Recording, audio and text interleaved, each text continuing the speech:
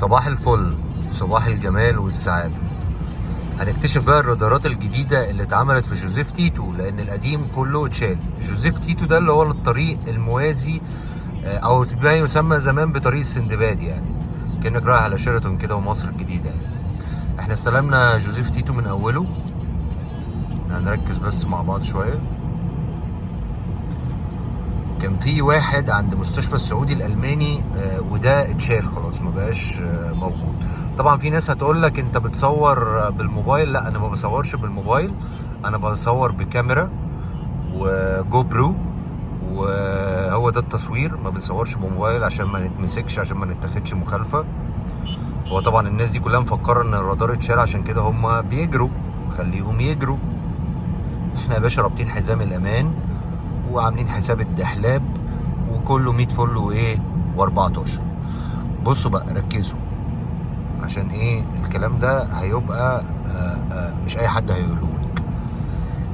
اللي كان هناك ده تمام اهو، ادي واحد اهو، شايفين اهو، ادي واحد على يميننا اهو اهو ماشي. السرعه هنا 80 بالمناسبه، عشان الناس اللي بتسال على طريق جوزيف تيتو.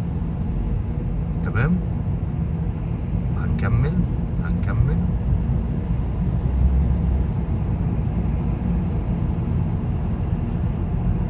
السرعة كام؟ 80. في واحد بقى فين بقى؟ الطريق ده ما كانش اللي عليه واحد بس، يعني كان عليه رادار واحد بس. الناحية التانية برضو هعملها له، يعني هعمل لكم فيديو بيها وهوضح الأماكن بتاعته، لأن الناحية التانية بقى في 2 برضو. بصوا بقى، في دحلاب كده خفي انت هتتغفل فيه، مش هتاخد بالك منه. انت اعتقدت ان الطريق ده هو واحد اللي هو بتاع زمان. لا، اتقل تاخد حاجه نظيفه. اتقل تعمل ايه؟ تاخد حاجه نظيفه. اهم من العمل ظبط العمل. ادخل عليا بالتقيل اهو. بصوا هو متكنف هناك اهو. بصوا اهو اهو اهو اهو